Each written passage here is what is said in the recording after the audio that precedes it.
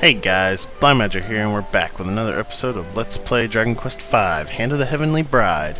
On the last episode, we got to the fairy lands and agreed to help retrieve the spring flute. In this episode, we're going to continue on with that noble quest. Let's see. I can't remember if there was any pots or anything in here. Yeah, it doesn't look like it. Alright. Let's leave.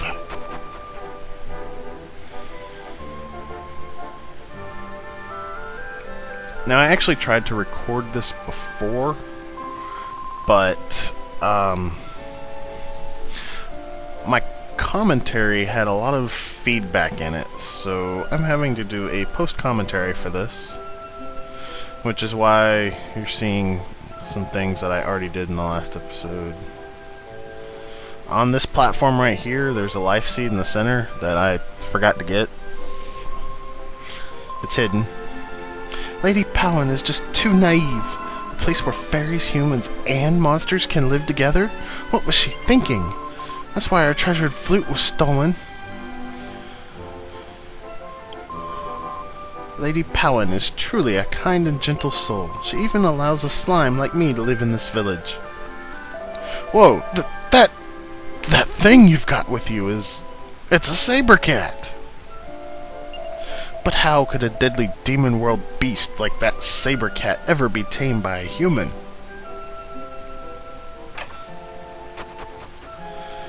Now we've got an inn here. If you stay in the inn, you'll wake up back in your bed at home, and that's how you'll leave the fairy world if you need to for whatever reason, but we're not going to stay there. Ah, I just love a good hot bath. Soaks right through to the bones. By the way, have you heard about the dwarves in the western cave? No? Well, seems that long ago, this one dwarf discovered the secret to lockpicking. After that, he was banished from the village. I feel sorry for the old dwarf. He wouldn't have been banished if Lady Powin was around. Lately, there have been fewer and fewer customers. Oh well, what can I do?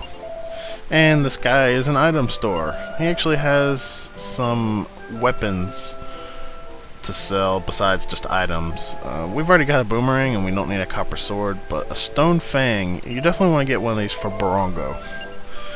I mean, if nothing else, get a stone fang for Barongo so that he can do some decent damage. And the best part about it is he can do critical hits with that, which is something we can't do since we have a boomerang equipped. Now, yeah, you probably see a little bit at the beginning of this episode that I already did. I know what happened. The little miscreant who stole the flute headed north of here.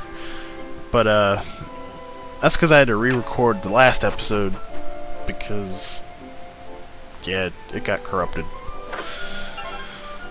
And there's a holy water in there. And this guy sells armor.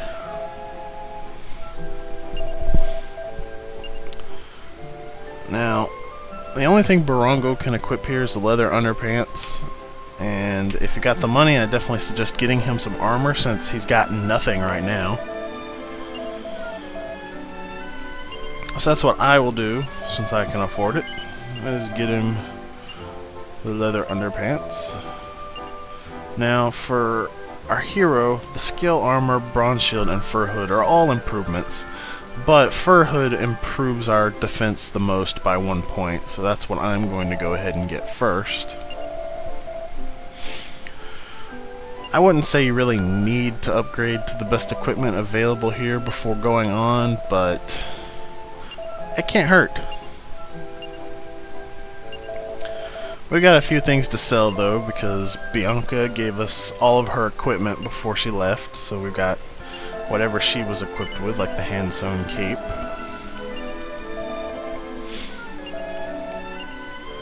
And we can afford another, or we can afford the fur hood, so we'll go ahead and put that on.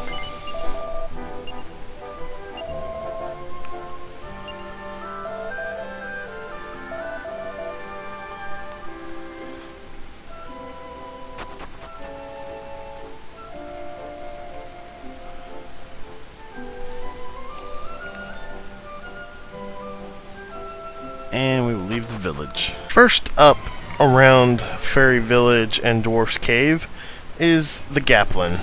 This monster is weak, but it does have the ability to cast Snooze, making it a minor threat when it's in a group. Next up is the Troglodyte, another weaker monster, but this one can call for help. It is otherwise a minimal threat. Next monster in the area is the Mad Plant. This monster was encounterable near Santa Rosa earlier during the Lanul scenario. It poses a moderate threat because it can cast Snooze, but it is otherwise not very strong. Next up is the Heal Slime, or Healer, depending on which version of the translation patch you have. Another monster that was encounterable near Santa Rosa during the Lanul scenario. This monster's attack is a joke, but it has decent HP, and as its name implies, it will heal other monsters. You want to take them out pretty quickly. Next up is the Koro Hero. This rare enemy, along with the next three monsters, always appears in a party.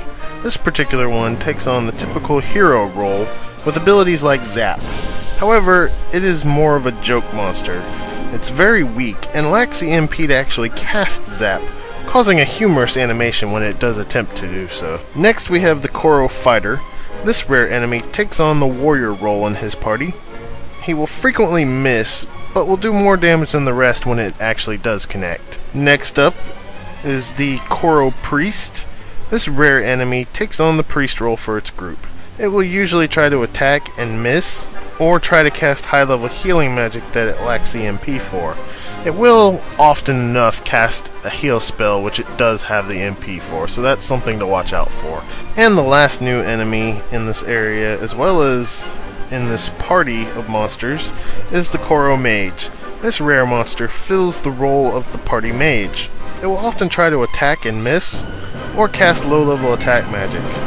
It has the ability to cast much higher level magic, but it lacks the MP necessary to cast such spells. Other monsters that can be found in the Fairy Village and Dwarf Cave area include the Bubble Slime or Babble, depending on which version of the translation you have. If you head north towards the Ice Palace, you will run into the Wizard.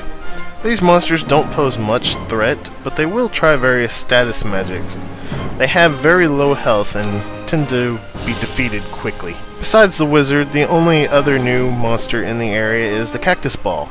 This enemy is remarkable for being incredibly unremarkable. They have low HP and low attack and pose almost no threat. Other monsters in the area include the Skull Serpent, the Troglodyte, and the Mad Plant. Alright, now that the monster bios are out of the way, we'll head on over to the Dwarf Cave after this battle. Get to see some of the local enemies.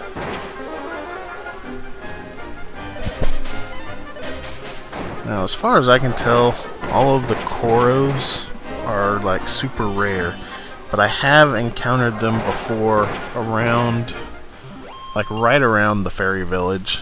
So if you're wanting to find those guys, they're here.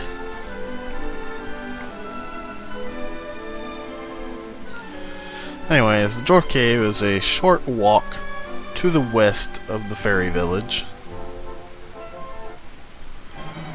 And of course we get one more battle right before we enter.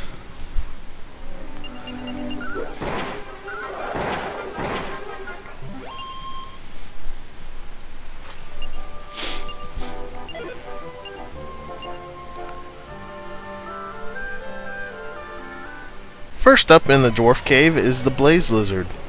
This monster is not particularly strong, but it can cast Frizz, which can deal a significant amount of damage to one character, or it can attack everyone with a fiery breath, equally a dangerous option. Next up in the Dwarf Cave is the Spiny. This monster is weak in all regards, but will often explode to damage everyone in your party when its hit points get low, something to watch out for. Next up is the Larva King. This monster is often asleep at the start of battles, but beware when it isn't. It is a fairly resilient monster and has a powerful fiery breath attack at its disposal. And last up in the Dwarf Cave is the Skunker. This monster is fairly average in strength and might, but it'll often run away. When it does hang around, however, it will try to dazzle everyone in your party. Other monsters in the dwarf cave include the troglodyte and the night wisp. Now, there's a sign in here that's different from the rest of the signs. And here it is, right here. Joshua tried to read the signpost but couldn't understand it.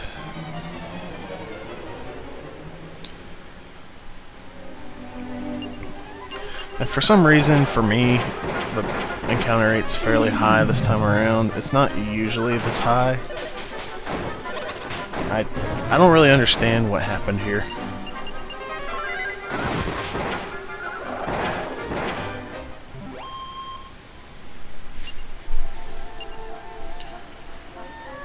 Anyways, there's a few treasures on this first floor. So we will head over and get them, and we can see a room over there. There's 100 gold in that treasure box, and 25 gold in that one. Nice. More blaze lizards.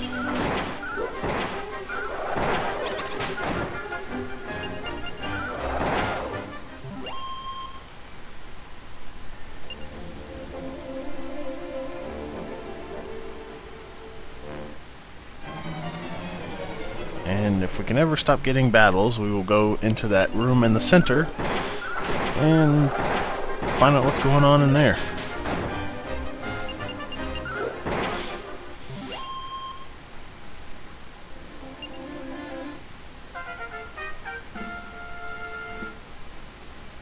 Alright, Barongo reached level 3. Nice. Now, Barongo, as a saber cub, will not learn any abilities. And his level cap is 20. It sure surprised me when Zale went and did that. All this time I thought it was Lady Powan who banished me. I was out for revenge. Came from the fairy village, did ya? For your troubles, I'll show you where to find our lockpick secret. You'll find our lockpick secret in a treasure chest at the very bottom of this cave. Please, get Zale's life back on the right track. And nothing in that drawer. Nothing in that drawer. Boing! A human and a fairy! I didn't steal the flute, I swear. Zale did it. It was all his idea. Well, I guess this is where we're going to end this episode. This has been Dragon Quest V, Hand of the Heavenly Bride. I am Blaumagier, and I will see you guys later.